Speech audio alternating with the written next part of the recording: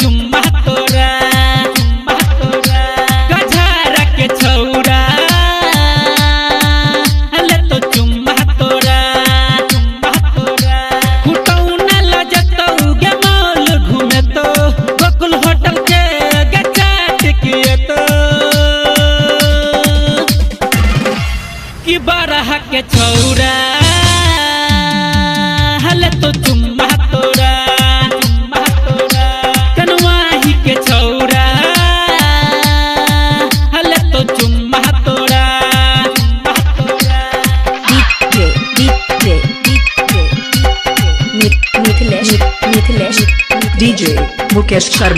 DJ Mukesh Sharma recording by Jharkhand films हाजीडी कियोला जेतो सिनेमा देखाबे कियोला जेतो गे चाउमिन कियाबे हे गे कियोला जेतो सिनेमा देखाबे कियोला जेतो गे चाउमिन कियाबे तोहर जवानी छौ गे टाइट देख के होय छै बाबा नटपट्टी के छौरा हले तो चुम्मा तोरा बरहारा के छौरा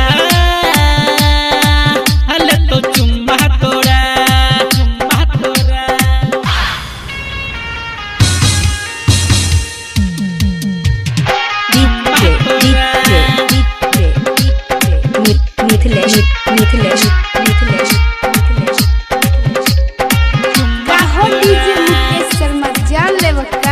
बीरपुर के छौरा के बनल सजना गढ़ा के छौरा सबके न देतो कंगना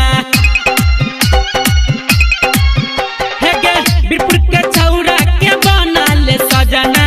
बगलवा के छौरा सबके न देतो कंगना उमेश दर्दिला छोई आवारा सूरज के बनल भता पिपराही के छौरा हले तो चुम्मा